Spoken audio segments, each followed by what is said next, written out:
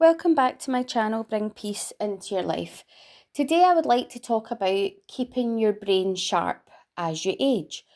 So really looking at mental decline.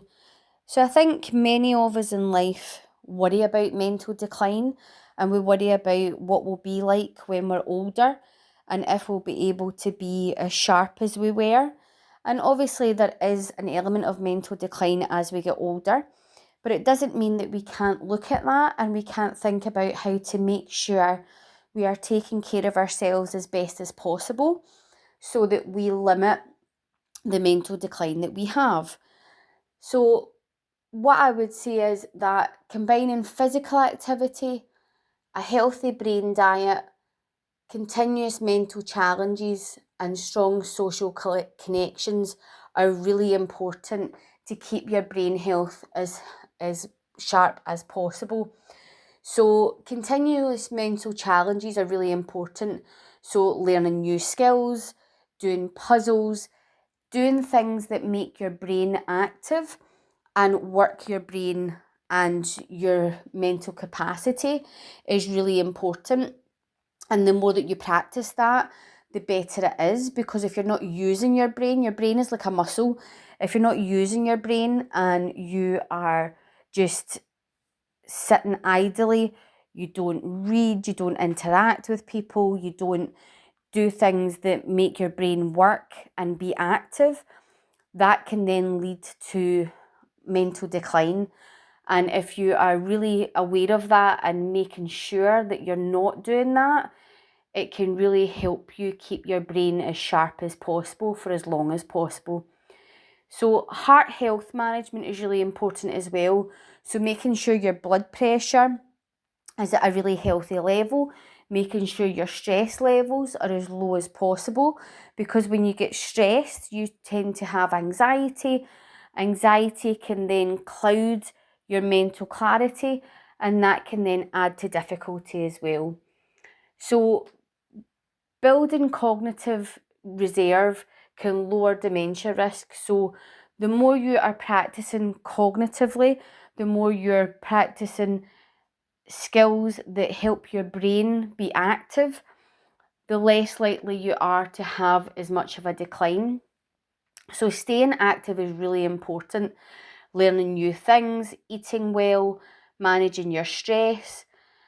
The more active you can be, and the more active you can be in learning new things and new skills and developing your brain and keeping your brain active, the better.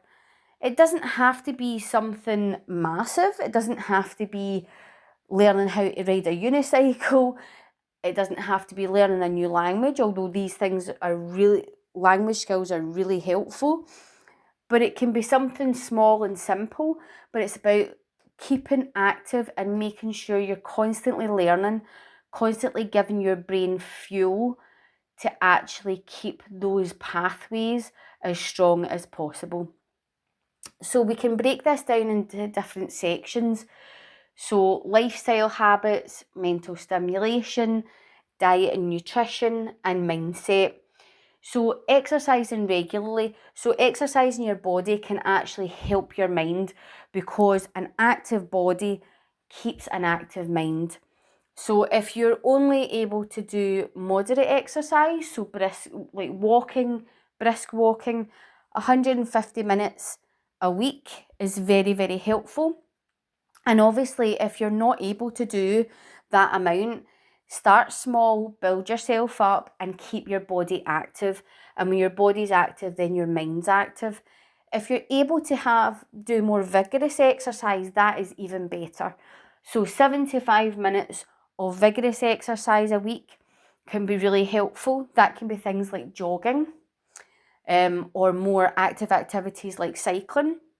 And it all depends on your age and your ability. But if you can keep an active body, that then tends to keep an active mind. Second to that is your heart health.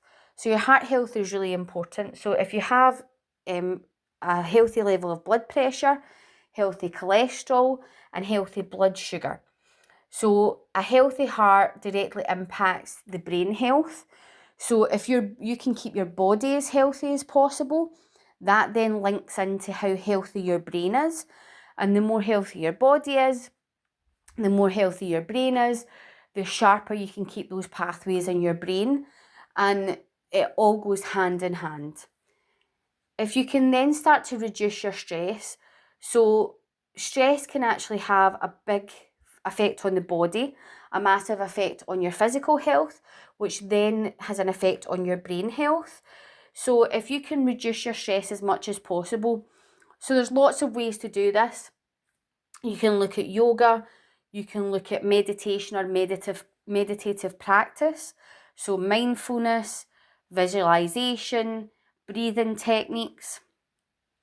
And when you especially when you practice deep breathing, it lowers your cortisol levels and lowers your stress hormone and therefore benefits your brain function. So if you've followed me for a while, you'll know that I have some visualizations on my channel. I also have some mindfulness music, which can be very helpful in mindfulness practice and yoga practice. So please have a look at my other videos.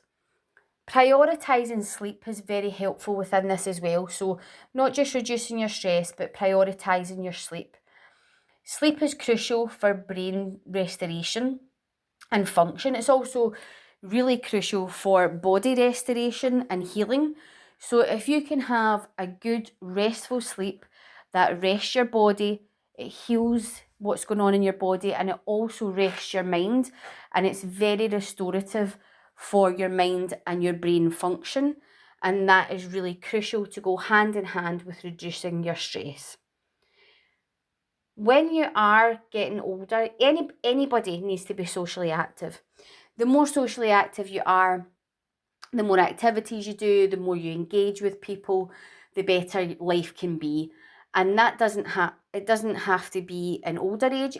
Anybody it's really important for. However, if you are going into later life and you are getting older, the more connections you have, the more socially active you are, the more engaging you are with others, building your skills, your well-being, your circle. It's really important because it keeps you active. It keeps you physically active, but it also keeps you mentally active. And that is really important to keep your brain sharp. So that then leads into mental stimulation. So when you have a circle of people around you, when you have social interaction, you have mental stimulation just as a byproduct of that, but that's amazing for your brain health. So learning new skills is really, really helpful. Having a hobby that you do, engaging in things like puzzles, so crosswords, chess, Sudoku, possibly learning a new language, or if you play an instrument. All of these skills keep the pathways in your brain sharp and therefore lead to less cognitive decline. Reading and writing is also very important. So reading is a skill that keeps your brain sharp. Creative writing is something that you then use the creative pathways in your brain, and you can write about stories, about activities, but even just journaling, writing down what you do, what you keep up with, what your activities are, can be very helpful. It keeps the mind active and promotes cognitive reserve. And that's what we want to do when we want to keep our brain sharp. When we look at keeping your lifestyle, your health, your mental health, then we can look at diet and nutrition. So eating healthily is very important for your brain health. So fruit, veg, whole grains, things like nuts and seeds, lean protein, healthy fats. These are all very good to keep your body healthy. And when your body is healthy, you then end up having a healthy brain. So all feeds into each other. A healthy body helps a healthy brain, which then keeps your brain sharp and really helps your cognition. So things like limiting unhealthy foods is important. So to try and cut back on salt and fat and sweeteners and things like that can be really helpful as well. That then leads into a healthy mindset. So we look at your body, the mental stimulation, we look at the diet and how you treat your body, and then we look into the mindset. So adopting a positive outlook and a positive mindset is very important. believing that ageing can be positive is linked to better health outcomes. So everybody ages. We all are going to get older, but looking at the fact that even though we're getting older, it doesn't mean we have to decline.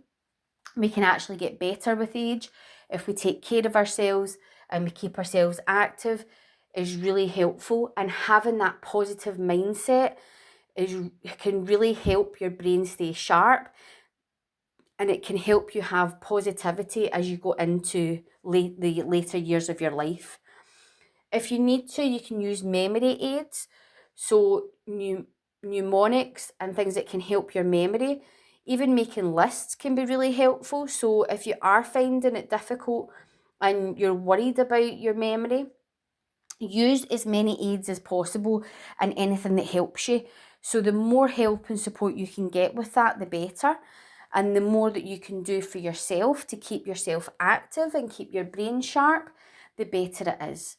So this is not just about your brain health, it's about your body, your psychology, your mind, your mental state and your mindset.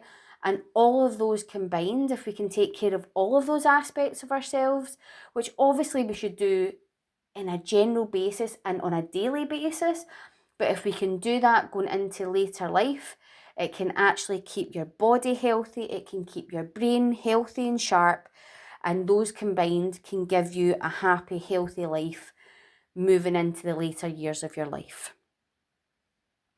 If you found this video helpful, please put in the comments anything that's helped you, or maybe even concerns that you have about going into later life and what you may need some support or help with. Any comments help, and you never know who's going to read it or who would be helped by it.